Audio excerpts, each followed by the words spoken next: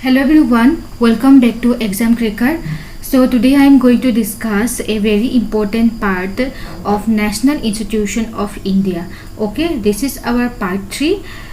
সকলে part 1 আৰু part video টো আপোনালোকে চাই লব আপকামিং এক্সামৰ কাৰণে হেখিনি লেসনস ইম্পৰ্টেন্ট হয় ঠিক আছে so national institution of India আজি এই part 3 আমি ডিসকাস কৰিম কেবাটাও ইনস্টিটিউশনৰ কথা that is UPSC SSC, NEDFI, NEC আৰু reserve bank of India and নাবাৰ্ডৰ কথা আজি আমি ডিসকাস কৰিম ঠিক আছে সো লেসনটো আজি স্টাৰ্ট কৰোঁ So first of all আমি ডিসকাস কৰিম about the UPSC that is Union Public Service Commissioner বিষয়ে ডিসকাস কৰিম প্ৰথমতে মনত ৰাখিব লাগিব UPSC ফৰ্ম হৈছিল 1st October 1926 আৰু UPSC আগতে জনা গৈছিল ফেডাৰেল পাব্লিক সাৰ্ভিস কমিশন হিচাপে আৰু পাব্লিক সাৰ্ভিস কমিশন হিচাপে জনা গৈছিল সো প্ৰথমতে আছিল ফেডাৰেল পাব্লিক সাৰ্ভিস কমিশন তাৰপিছতে আহিলে পাব্লিক সাৰ্ভিস কমিশন ইয়াৰ হেডকোয়াৰ্টাৰ আছে নিউ দিল্লীত আৰু ফাৰ্স্ট চেয়াৰম্যান অফ UPSC আছিল sir Ross burger So first of all there is a constitutional provisions for UPSC setup UPSC je thakibo lage ami public service commission conduct koribo lage tar karone constitution e amak koise article 315 or pra article 321 or lage year provisions ase article 315 ot public service commission union aru state or karone koa hoise আৰু article 316 appointment and term of the office of the members of বিষয়ে কোৱা হৈছে article 307 removal কেনেকৈ কৰিব পাৰি public service commissioner member আৰু chairman of তাৰ বিষয়ে কোৱা হৈছে article 318 ত কোৱা হৈছে power to make regulation as to conditions of service of the members and staff of the commission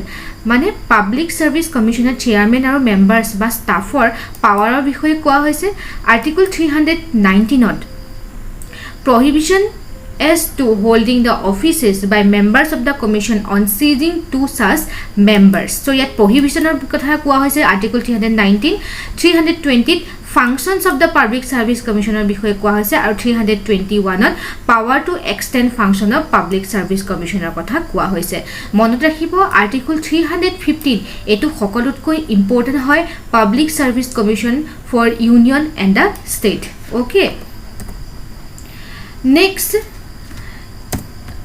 presently আমাৰ chairman হয় UPSC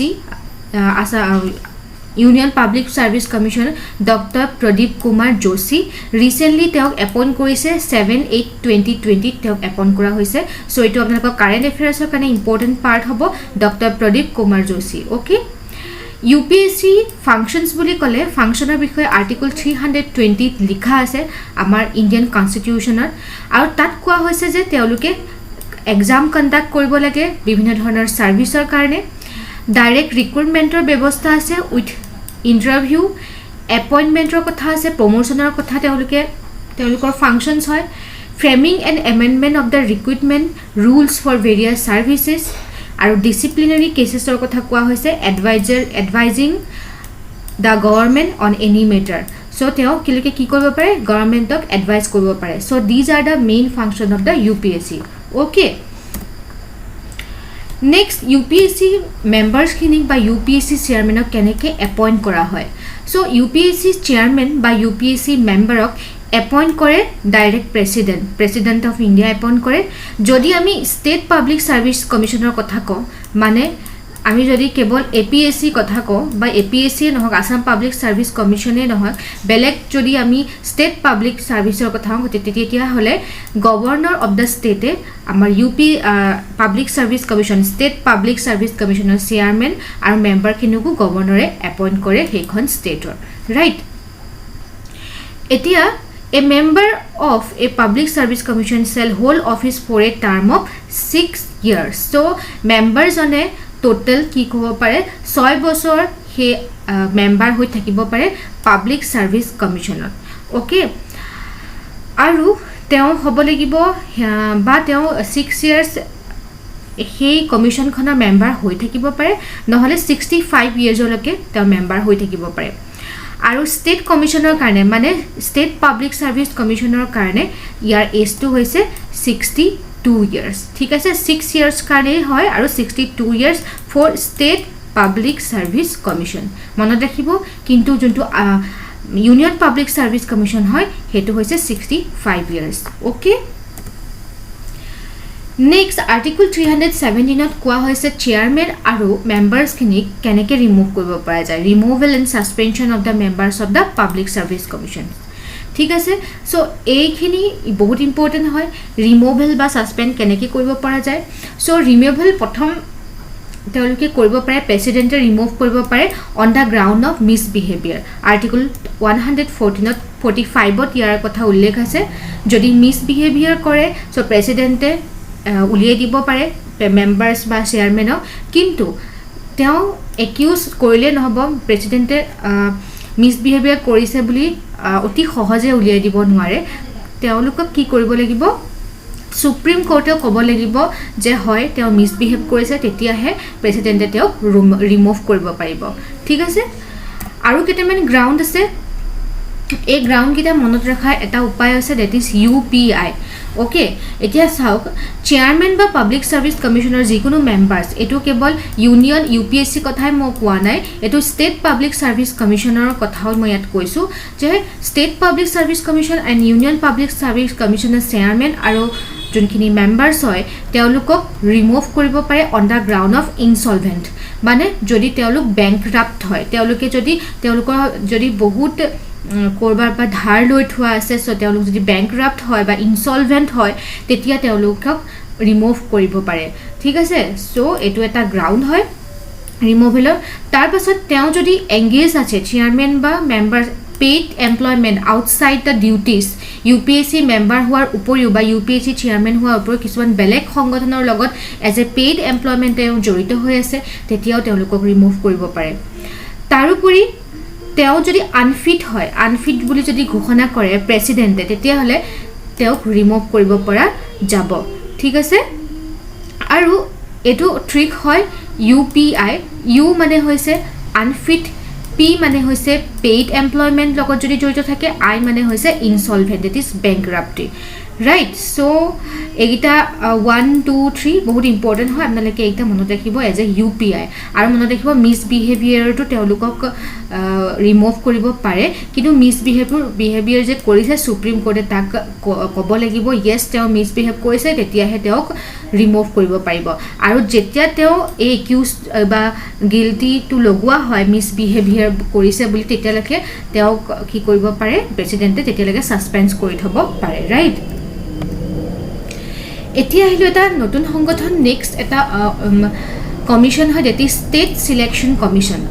staff selection commission that is SSC কথা হয়তো সকলোৱে জানে SSC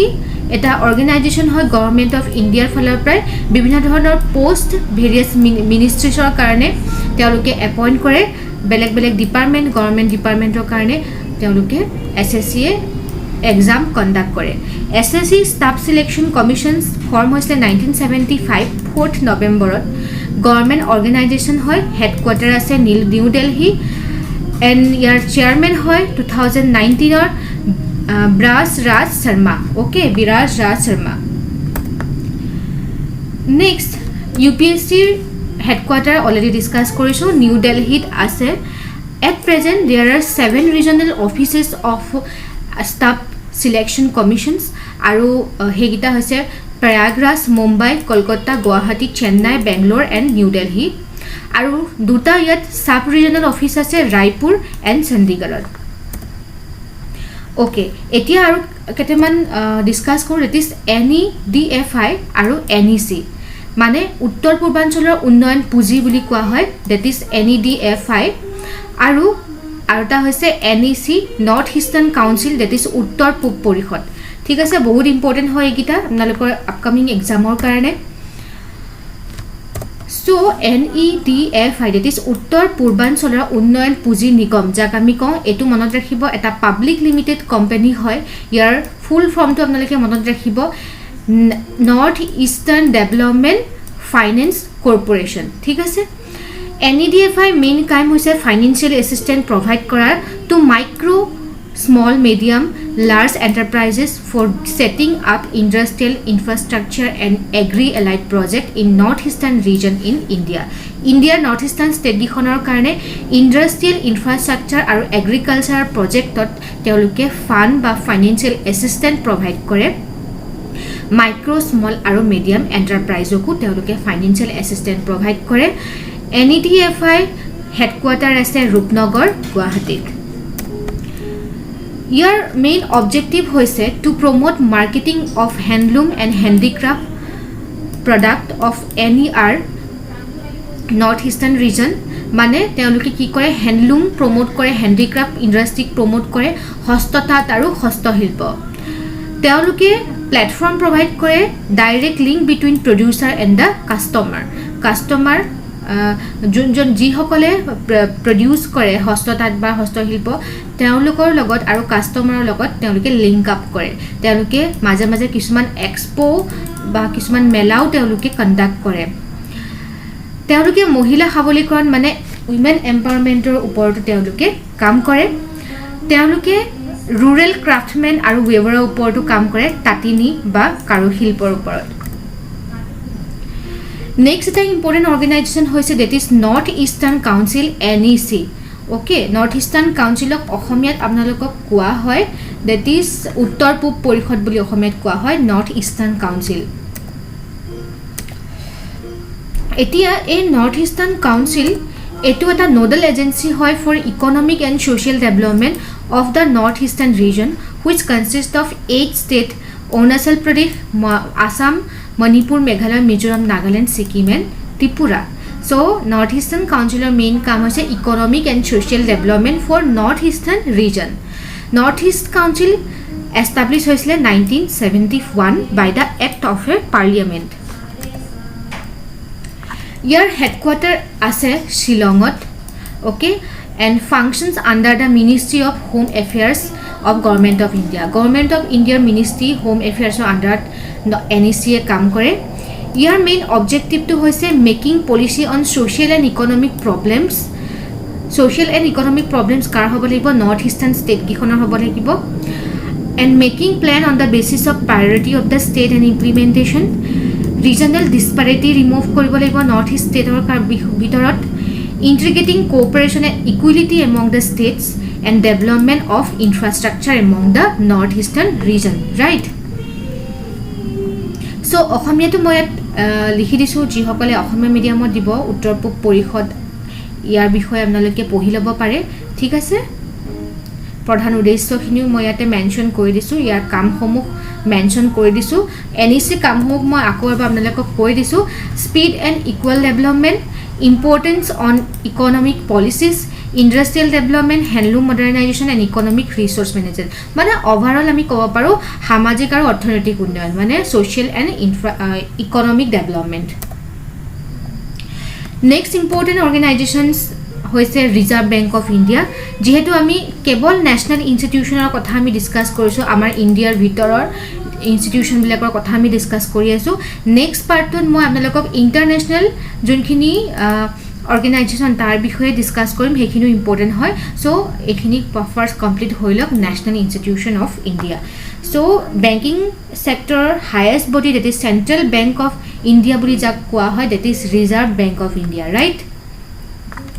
so reserve bank of India headquarter আছে আমাৰ Mumbai establish হৈছে 1935 and governor হৈছে Shaktikanta Das Reserve Bank of India বিশেষকৈ কেনেকৈ এটো ফৰ্ম হল তাৰ বিষয়ে মই আপোনালোকক অলপমান কৈ দিছো একচুয়ালি ইয়াৰ ফৰ্মেশনৰ মূল যোনজন নায়ক বুলি ক'ব পাৰো ডক্টৰ আম্বেদকাৰ তাত এই কনসেপ্টটো ৰিজাৰ্ভ বেংক অফ ইণ্ডিয়াৰ কনসেপ্টটো তেওঁ দিছিলে ডক্টৰ আম্বেদকাৰ দিছিলে কোনখন কিতাপত the problems of rupee its origin and its solutions এই কিতাপখনৰ নাম মনত ৰাখিব দ্য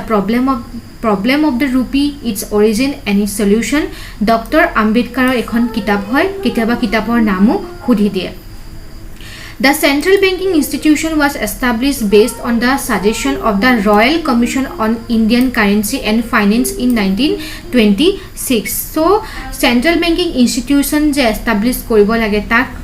প্ৰথমবাৰৰ কাৰণে সাজেশন কৰিছিলে এটা commission that is royal commission on Indian currency and finance 1926ত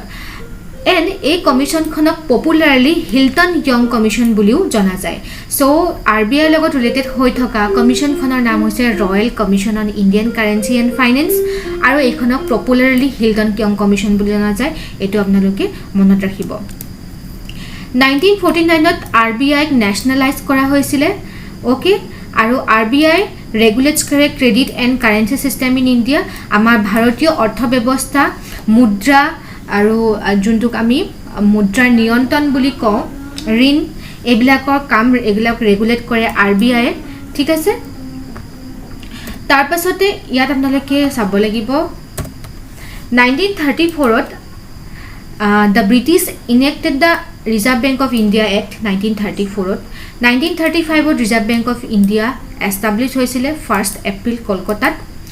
তাৰ পাছত 1937ত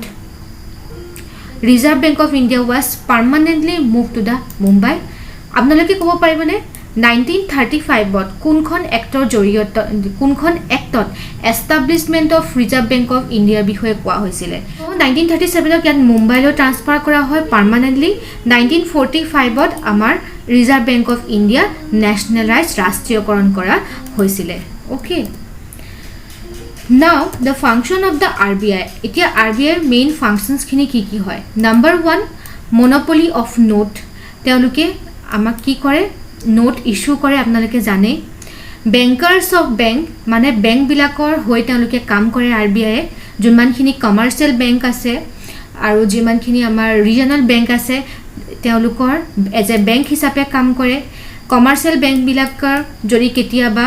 পইচাৰ নাটনি হয় বা ফাইনান্সিয়েল ক্ৰাইসিছত তেওঁলোকে ভুগে তেতিয়া হলে RBI তেওঁলোকক লোন দি প্লে হেল্প কৰে বেংকাৰ্স অফ দা গভৰ্নমেণ্টকো যদি কেতিয়াবা এডভাইস দৰকাৰ হয় on the basis of some মুদ্ৰা নীতি মনিটাৰী পলিচি তেতিয়াও কি হয় RBI তেওঁলোকক সহায় কৰে so it also act as a banker of the government it also control the credit ঋণ নিয়ন্ত্ৰণ কৰে বহুত এটা ইম্পৰ্টেন্ট হয় লাষ্ট টাইম আসাম টেট এক্সামত এটো আহিছিলে কন্ট্ৰোলাৰ অফ দা ক্ৰেডিট বুলি বহুতে এটো নহয় বুলি দি থৈ আহিছিলে কিন্তু এটো এটা শুদ্ধ হয় আৰু ক্ৰেডিট কন্ট্ৰোলো কৰে ঋণ নিয়ন্ত্ৰণো তেওঁলোকে কৰিব পাৰে সো এইগিটা হৈছে ফাংশন অফ দা RBI এতিয়া আমি চাও what is the compositions of RBI গঠন কেনেকুৱা হয় ঠিক আছে so RBI the director are appointed for a 4-year time by the government of India আৰু এই সেন্ট্ৰাল বোৰ্ড এখন আছে RBI যত গভৰ্নৰ থাকে 4 ডেপুটি গভৰ্নৰ্স থাকিব 2 ফাইনেন্স মিনিস্ট্ৰি থাকিব আৰু 4 জন কি থাকিব director to represent the local bodies headquarter in Mumbai Kolkata Chennai and new Delhi RBI executive head হয় itself গভর্নর হয় ইয়াৰ এক্সিকিউটিভ হেড আৰু 4 জন ডেপুটি গভৰ্নৰ থাকে বহুত ইম্পৰ্টেন্ট এটো মনত ৰাখিব first governor of RBI is sir Osborne Smith তাৰ পাছতে ফাৰ্স্ট ইণ্ডিয়ান গভৰ্নৰ বুলি ক'লে RBI ফাৰ্স্ট ইণ্ডিয়ান গভৰ্নৰ হয় CD দেশমুখ আৰু ফাৰ্স্ট উইমেন ডেপুটি গভৰ্নৰ হৈছে KJ উদেশী আৰু the only prime minister who was governor of RBI is Manmohan Singh এনেকুৱা এজন প্ৰধানমন্ত্ৰী যি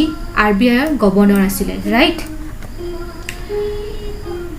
RBI কথা ডিসকাস করতে আপনাদেরকে আরো একটা কথা গম পাব লাগিব দা মনিটারি পলিসি কমিটি এই মনিটারি পলিসি কমিটি বিশেষকৈ ক্রিয়েট হয়েছিল 2016 ত মনিটারি পলিসি মানে মুদ্ৰানীতিৰ কমিটি বুলি যাক কোৱা হয় মুদ্ৰানীতি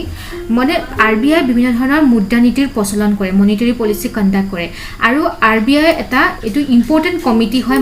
মনিটাৰি পলিসি তেওঁলোকৰ মেইন কামটোৱে হৈছে transparency and accountability in the monetary policy তেওঁলোকে মানি ৰিলেটেড যিমানখিনি কাম কৰি আছে তেওঁলোকে বিভিন্ন ধৰণৰ কাম কৰে মই পাছত যিসকলে ইকোনমিক্স ব্যাকগ্ৰাউণ্ডৰ হয় তেওঁলোকে হয়তো ভালকে বুজি পাব বিভিন্ন ধৰণৰ মুদ্ৰাৰ প্ৰচলন কৰে M1 M2 M3 এনেকুৱা ধৰণৰ তেওঁলোকে প্ৰচলন কৰে ব্ৰড মানি যাক কোৱা হয় বা নেৰো মানি সো এইবিলাকক তেওঁলোকে ট্ৰান্সপাৰেন্সি এণ্ড একাউন্টেবিলিটি কাম মনিটাৰি পলিসি কৰে ঠিক আছে সো ইমানখিনি আপোনালোকে বৰ্তমানৰ কাৰণে জানিলে হ'ব তাৰ পাছতে আহিলে important bank that is NABARD. Okay, very important. Your full form to jana bahute important hoy, that is National Bank for Agriculture and Rural Development. Eto hoise your full form. NABARD is a apex financial institution in India that provides rural and agricultural financing. So rural আমাৰ যোনটো গ্ৰাম্য অঞ্চল আৰু কৃষি বিভাগৰ ফাইনেন্সিংৰ কাৰণে financial সাপোৰ্টৰ কাৰণে এটাই এপেক্স ইনষ্টিটিউচন আছে, that is NABARD, national bank for agriculture and rural development. এইটো এটা ষ্টেটুটৰী বডি হয়, এষ্টাব্লিছ হৈছিলে 1982 under the parliamentary act, okay, 1981 NABARD national bank of agriculture and rural development act 1981ৰ আণ্ডাৰ 1982ত এইটো এষ্টাব্লিছ হৈছিলে। ইয়াৰ মেইন অবজেক্টিভ হৈছে provides refinance assistance for the agriculture, promoting rural development. তেওঁলোকে rural development promote কৰে আৰু agriculture কাৰণে financial assistance provide কৰে। small scale industry বিলাককো তেওঁলোকে financial assistance provide কৰে। state governmentক তেওঁলোকে agriculture হৈতে coordinate কৰে। তেওঁলোকে small and minor যোনবিলাক irrigation project হয় agriculture লগত related তাক improve কৰে। research and development related agricultural project তেওঁলোকে লয়। rural industry কাৰণে কাম কৰে, বিশেষকৈ এটো rural আৰু agricultural sector কাৰণে, সেইকাৰণে ইয়াক apex institutions বুলি কোৱা হয়। agriculture productivity increase কৰিবৰ কাৰণেও তেওঁলোকে promote কৰে। so আজি ইমানখিনি আমি ডিসকাস কৰিলো কেইটামান বহুত important organizations। okay, if you have any doubts you can ask in the comment section below, ঠিক আছে। আৰু নেক্সট আমি লেসনত ন্যাশনাল যোনখিনি ইন্টাৰনেশ্যনেল অৰ্গানাইজেশ্যন হয় তাৰ বিষয়ে আমি ডিসকাস কৰিম। এইখিনি আপোনালোকে কমপ্লিট কৰি লওক। Thank you for watching and God bless you all. মই আৰু এটা কথা আপোনালোকক ক'ব পাহৰিছোঁ, ফাইনেন্সিয়েল ইনষ্টিটিউশ্যন বুলি এটা টপিক অলৰেডি আমাৰ এক্সাম ক্ৰেকাৰ চেনেলটোতে এভেইলেবল আছে, লিংক মই দি দিছোঁ ডেছক্ৰিপশ্যন বক্সত। ইয়াৰ লগত সেই ফাইনেন্সিয়েল ইনষ্টিটিউশ্যনৰ ভিডিঅ'টো আপোনালোকে চাই ল'ব, সেইটো আপোনালোকৰ নেশ্যনেল ইনষ্টিটিউশ্যনৰ কাৰণে হেল্পফুল হ'ব। Okay, thank U.